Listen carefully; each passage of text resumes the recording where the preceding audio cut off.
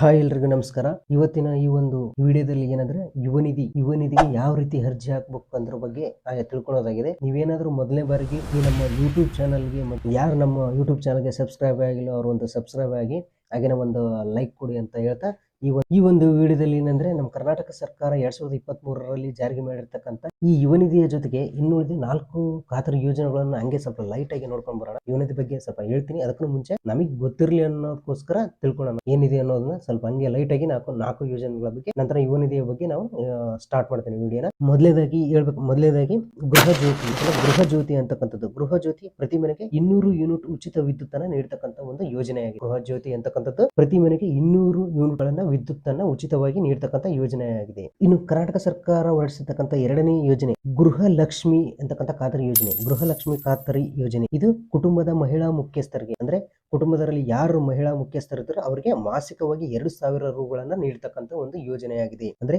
ಗೃಹಲಕ್ಷ್ಮಿ ಯೋಜನೆ ಇದು ಕುಟುಂಬದ ಮಹಿಳಾ ಮುಖ್ಯಸ್ಥರಿಗೆ ಮಾಸಿಕವಾಗಿ 2,000 ನೀಡತಕ್ಕಂಥ ಒಂದು ಯೋಜನೆಯಾಗಿದೆ. ಇನ್ನು ಮೂರನೇ ಖಾತರಿ ಯೋಜನೆ ಬರೋದಾದ್ರೆ ಅನ್ನಭಾಗ್ಯ ಅಂತಕ್ಕಂಥ, ಅಂದ್ರೆ BPL ಕಾರ್ಡ್ ಹೊಂದಿರತಕ್ಕಂಥ ಕಾರ್ಡ್ದಾರರಿಗೆ ಪ್ರತಿ ತಿಂಗಳು 10 ಕೆಜಿ ಧಾನ್ಯವನ್ನ ವಿತರಿಸುವ ಒಂದು ಯೋಜನೆಯಾಗಿದೆ. ಇದು ಮೂರನೇ ಯೋಜನೆ, ಅಂದ್ರೆ ಅನ್ನಭಾಗ್ಯ. BPL ಕಾರ್ಡ್ದಾರರಿಗೆ ಪ್ರತಿ ತಿಂಗಳು 10 ಕೆಜಿ ಧಾನ್ಯಗಳನ್ನ ವಿತರಿಸತಕ್ಕಂತ ಒಂದು ಯೋಜನೆ, ಖಾತರಿ ಯೋಜನೆಯಾಗಿದೆ. ಇನ್ನು ನಾಲ್ಕನೇದಾಗಿ ಬಂದಿರತಕ್ಕಂಥ ಯೋಜನೆ, 4ನೇ ಯೋಜನೆ ಯಾವುದು ಅಂದ್ರೆ 4ನೇ ಯೋಜನೆ ಶಕ್ತಿ ಯೋಜನೆ. ಈ ಶಕ್ತಿ ಯೋಜನೆ ಬಗ್ಗೆ ತಿಳ್ಕೊಳ್ಳೋಣ. ಕರ್ನಾಟಕದಲ್ಲಿ ವಾಸಿಸತಕ್ಕಂತ ಕರ್ನಾಟಕದ ಮಹಿಳಾ ನಿವಾಸಿಗಳಿಗೆ ಉಚಿತ ಬಸ್ ಪ್ರಯಾಣ, ಅಂದ್ರೆ ಕರ್ನಾಟಕದವರಾಗಿರ್ಬೇಕು, ಕರ್ನಾಟಕದಲ್ಲಿ ವಾಸಿಸತಕ್ಕಂತಹ ಮಹಿಳೆಯರಿಗೆ ಉಚಿತ ಬಸ್ ಪ್ರಯಾಣದ ವ್ಯವಸ್ಥೆಯ ಯೋಜನೆಯಾಗಿದೆ. ಇದು ಶಕ್ತಿ ಯೋಜನೆ. ಇನ್ನು ನಮ್ಮ ಕರ್ನಾಟಕ ಸರ್ಕಾರ ಹೊರಡಿಸತಕ್ಕಂತ 5 ಖಾತರಿ ಯೋಜನೆಗಳಲ್ಲಿ ಕೊನೆಯದಾಗಿ ಅಂದ್ರೆ ಯುವನಿಧಿ.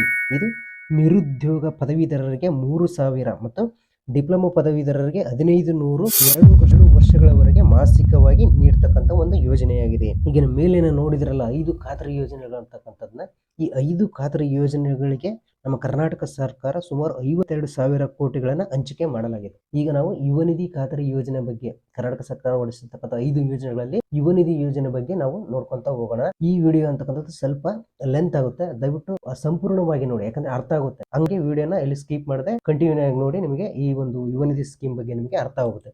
ಈಗ ಬನ್ನಿ ನಾವು ಯುವನಿಧಿ ಸ್ಕೀಮ್ ಬಗ್ಗೆ ಏನು ಅನ್ನೋದ್ರ ಬಗ್ಗೆ ನಾವು ಈ ಒಂದು ಯುವನಿಧಿ ಅಂತಕ್ಕಂಥ ಒಂದು ಏನು ಯೋಜನೆ ಇದೆ, ಈ ಯೋಜನೆ 2023ರಲ್ಲಿ ಜಾರಿ ಮಾಡಿರ್ತಕ್ಕಂಥ 5 ಖಾತರಿ ಯೋಜನೆಗಳಲ್ಲಿ ಇದು ಒಂದಾಗಿದೆ. ಈ ಖಾತರಿ ಯೋಜನೆ, ಈ ಯುವನಿಧಿ ಯೋಜನೆ ಅಂತಕ್ಕಂಥದ್ದು 2024ರಲ್ಲಿ ಪ್ರಾರಂಭವಾಗಿದೆ. ಈಗ ಮೊದಲನೇದಾಗಿ ಯುವನಿಧಿ ಅಂದ್ರೇನು ಅನ್ನೋದ್ರ ಬಗ್ಗೆ ನಾವು ನೋಡೋದಾದ್ರೆ, ಕರ್ನಾಟಕ ರಾಜ್ಯ ಸರ್ಕಾರವು ಪದವಿ ಹಾಗೂ ಡಿಪ್ಲೊಮಾ ಕೋರ್ಸ್ಗಳಲ್ಲಿ ವ್ಯಾಸಂಗ ಮಾಡಿರ್ತಕ್ಕಂಥ ಕರ್ನಾಟಕದ ನಿವಾಸಿಗಳಿಗೆ ನಿರುದ್ಯೋಗ ಭತ್ಯೆಯನ್ನ ನೀಡುವ ಖಾತರಿ ಯೋಜನೆಯಾಗಿರುತ್ತೆ ಈ ಒಂದು ಯುವನಿಧಿ ಅಂತಕ್ಕಂಥದ್ದು.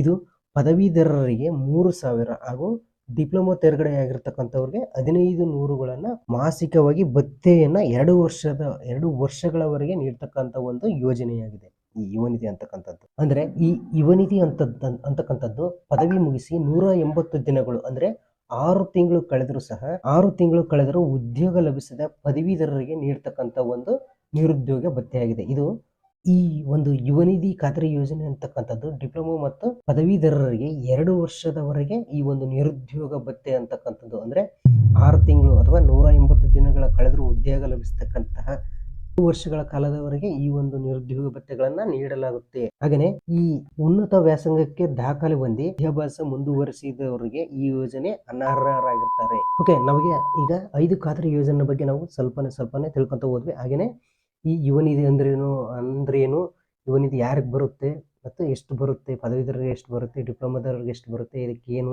ಯಾರು ಅರ್ಹರು ಅನ್ನೋದ್ರ ಬಗ್ಗೆ ನಾವು ತಿಳ್ಕೊಂಡ್ವಿ.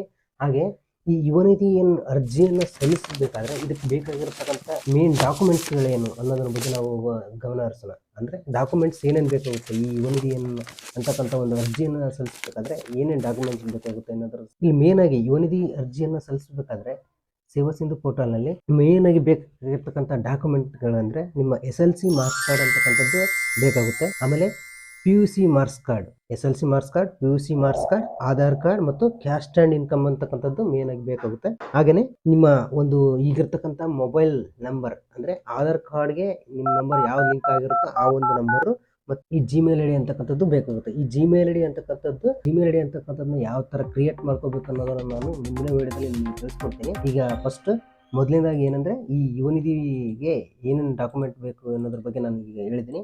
ಅದನ್ನು ಅರ್ಜಿ ಸಲ್ಲಿಸೋದ್ರ ಬಗ್ಗೆ ನಾವು ಈಗ ತಿಳ್ಕೊಂತ ಹೋಗೋಣ. ಇಮೇಲ್ ಐಡಿದು ನಾನು ನೆಕ್ಸ್ಟ್ ಇನ್ನೊಂದು ವಿಡಿಯೋದಲ್ಲಿ ಯಾವ ಥರ ಕ್ರಿಯೇಟ್ ಮಾಡ್ಕೋಬೇಕು ಅನ್ನೋದ್ರ ಬಗ್ಗೆ ನಾನು ನಿಮಗೆ ಮಾಹಿತಿಯನ್ನು ಕೊಡ್ತೀನಿ. ಈಗ ಈ ಒಂದು ಯುವ ನಿಧಿ ಅರ್ಜಿಗೆ ಯಾವ ಥರ ಅರ್ಜಿ ಸಲ್ಲಿಸಬೇಕು ಅನ್ನೋದನ್ನು ನಾವು ಈ ಒಂದು ವಿಡಿಯೋದಲ್ಲಿ ನೋಡೋಣ. ನೀವು ಯಾವುದೇ ಒಂದು ಮೊಬೈಲ್ನಲ್ಲಿ ಮಾಡೋಕೆ ಹೋಗ್ಬೇಡಿ, ಯಾಕಂದರೆ ಮೊಬೈಲಲ್ಲಿ ಎರರ್ ಬರುವ ನಿಮ್ಮ ಹತ್ರ ಏನಾದರೂ ಲ್ಯಾಪ್ಟಾಪ್ ಇದ್ದರೆ ಬೆಟರ್. ಯಾಕಂದರೆ ಆ ಆನ್ಲೈನ್ ಅಪ್ಲಿಕೇಶನ್ ಹಾಕಬೇಕಾದ್ರೆ ಒಂದು ಯಾವುದೇ ರೀತಿಯ ಪ್ರಾಬ್ಲಮ್ಗಳು ಇಶ್ಯೂ ಬರೋದಿಲ್ಲ.